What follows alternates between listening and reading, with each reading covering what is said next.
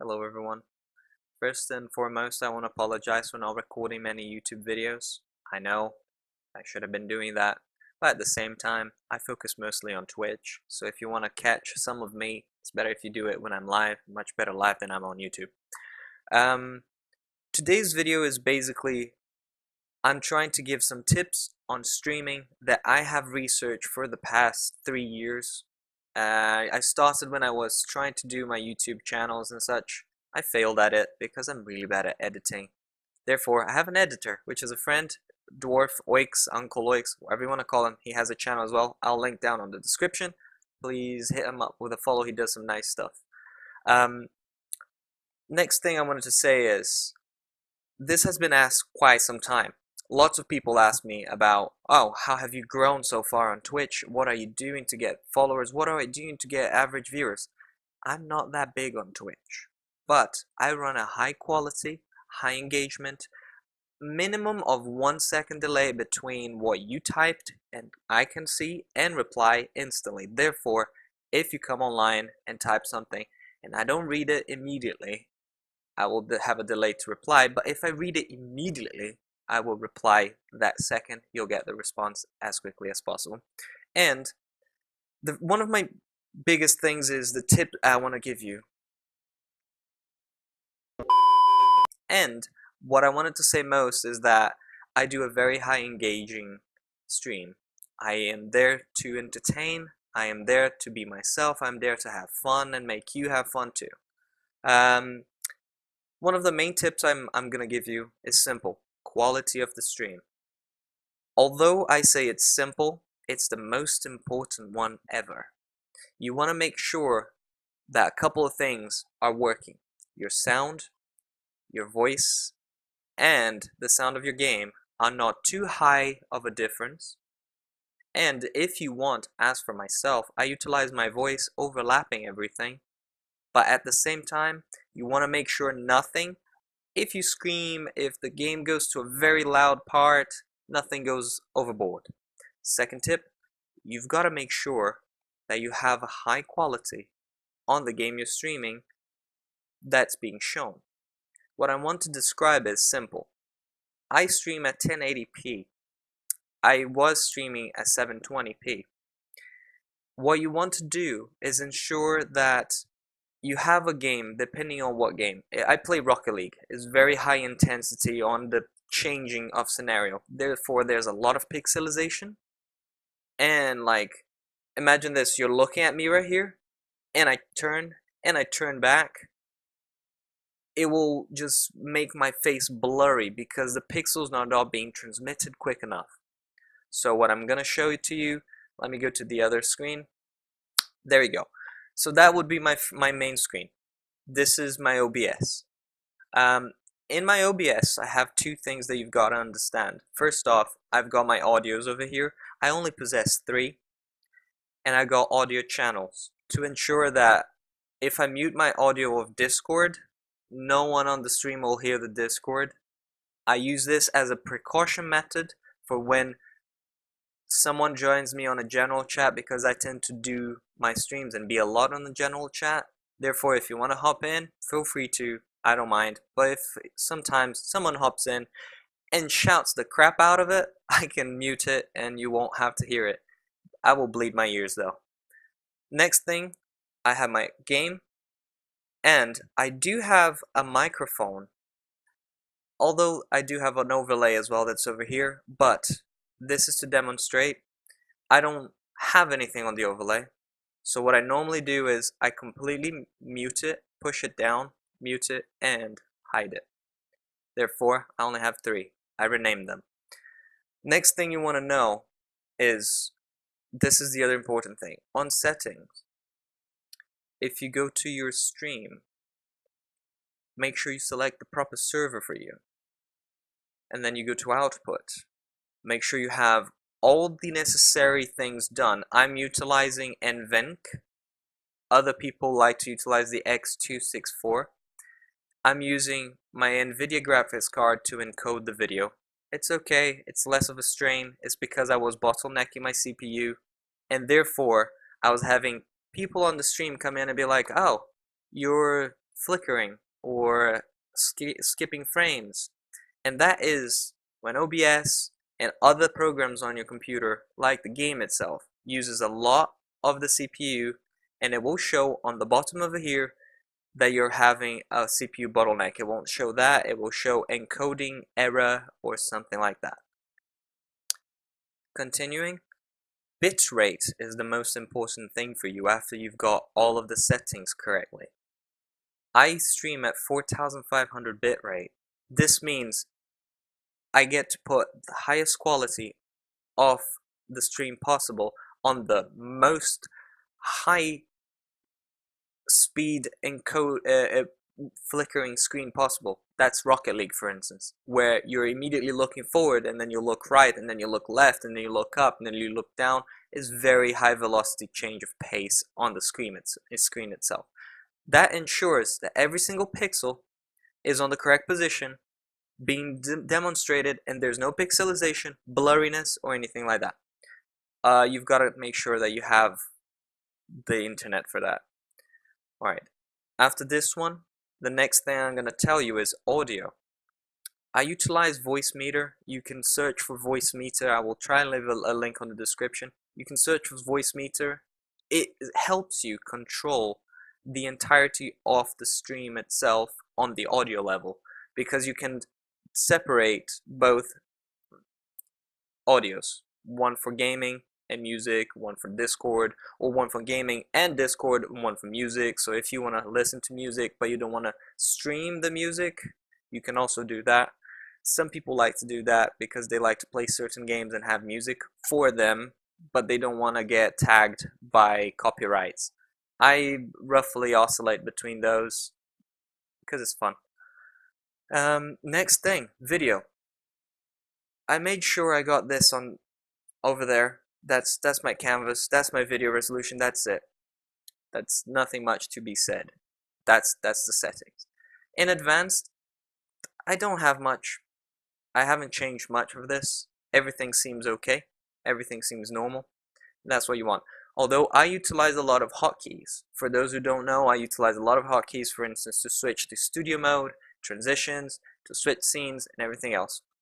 A way to demonstrate this would be this. Studio mode, when I hit the hotkey, it should activate this, and you'll have a screen over here that's being displayed and transmitted.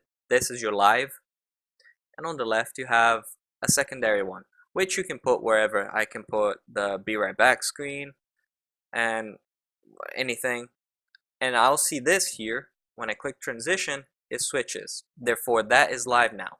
If you want, you can always change and make different transitions. What we have now is my overlay for the stream to start. Some would say it's very crowded, but I agree in a sense, although it's my touch to it. The only thing I'm going to say is if you're going to have an overlay, make sure it's neat, it's tidy, it's high quality. Don't have anything too blurry, unless that's what you're going for. That's completely up to you. Another thing that I wanted to say and state, this is quite not very obvious. If you by chance have a camera, like I myself, I have a Logitech 922. Anyways, the camera itself, OBS doesn't seem to understand 100% what the default resolution of the camera is. Therefore, I would go into wherever you have as a camera, right click on it. You can't see it, give me a sec.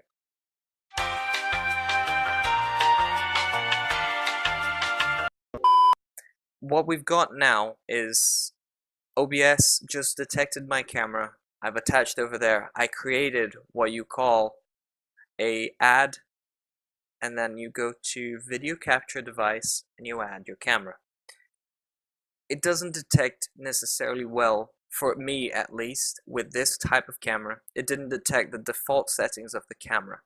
So I went to properties, and as it's configuring itself, if I put this to default, it gave me a really bad squarey image.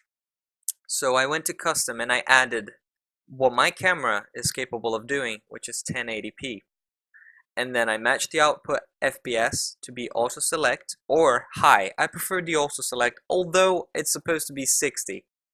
Anyways, that means I get it all. And then the rest I left it on normal. Also, I don't use camera audio, although it does have a microphone.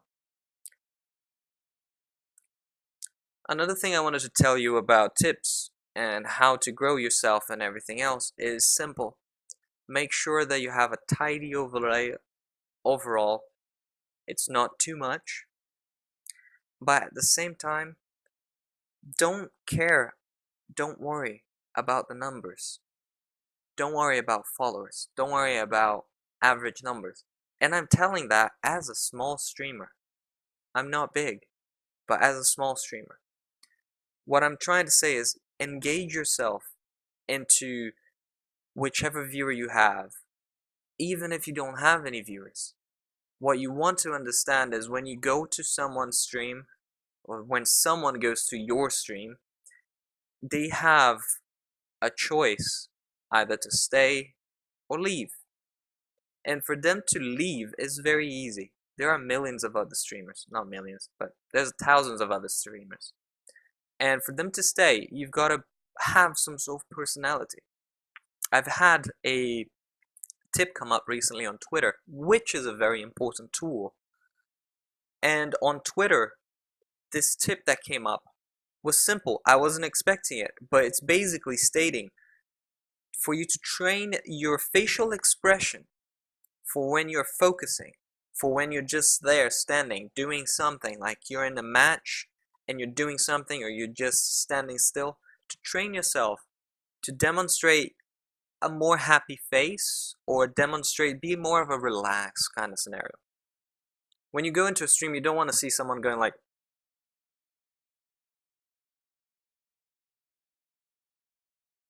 you want to see someone doing this.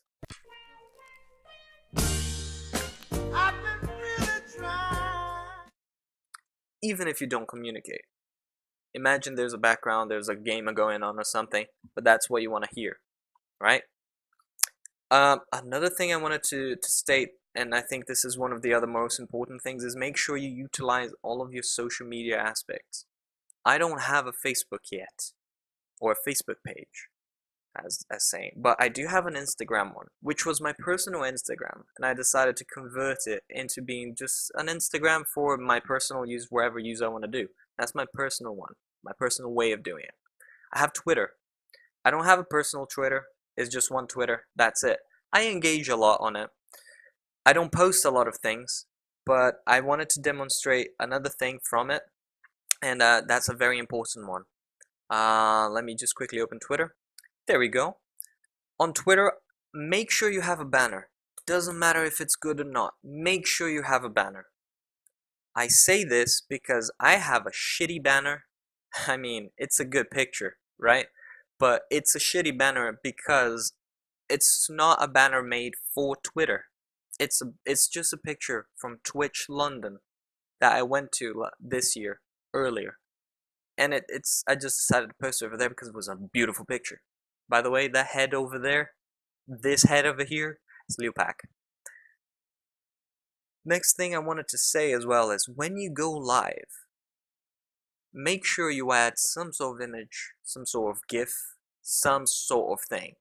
Don't leave it just for like the embedded link that you have of your stream, unless you have a really cool image of it, but it's gonna turn repetitive. Another thing, do not overly excessively tag streamers or tag hashtags. Put the ones that are actually matter. In that sense, like I used to have loads at the beginning. I used to have retweet me Twitch, retweeting your Twitch, Twitch retweets, share my Twitch, share my tweets, retweet, all kinds of these services. They're crap. To be entirely honest with you, they are crap. They can be automatic bots that every time they get tagged, they retweet. So don't do it. If you want to grow a community, if you want to grow something that's really nice for yourself, make sure that you're attaching the correct tweets. If you're playing a game today or tomorrow or the day you're streaming and that gaming is related to, like, oh, it's a No Man's Sky I'm gonna be playing, tag either hashtag No Man's Sky, or even further, you can put hashtag PUBG if you're doing it, or even make sure you add up some like at No Man's Sky, at Battlefield, wherever the heck. Just make sure you tag either with a hashtag or an at. Preferably if you're gonna post about a game that you're playing, an at their game is better than the hashtag itself. That is if you want, if it's a new game or something. I prefer to use the hashtag most of the time on games that are already out, like No Man's, PUBG, Battlefield 5 I use an at, because you want to make sure you're found by people who are enjoying the same game, or by people who are actually just, put it this way, related to the company itself. Even the editors of Twitter of their company might be like, oh, I might retweet this guy over here, I might retweet that guy over there. So that's a good way of interacting. I don't get many likes, I don't get many retweets. I gave up on caring about that, because it's really not about it. It's just to make sure you're going live. I like to copy up the link of the tweet, and I like to go into Discord and stream update, and I like to post the link over there, because an embedded Twitter link actually shows the tweet, and it's kind of cool, because then people know, oh, he's live, you know? And if they click on any of the links, it will directly go to Twitch. As you can see, I'm hosting someone. Another thing, always make sure, I like to do this a lot, host someone else. Hit them up with a raid at the end of your stream. Make interactions with other streamers. That's very important too. Okay? That will be it for today. I'm gonna have number 2, 3, 4, 5, I don't know how many videos I'm gonna do on this series, but I hope this helped.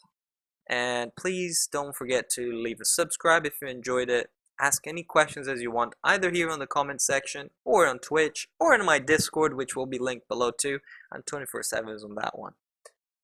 And feel free to also hit me a follow.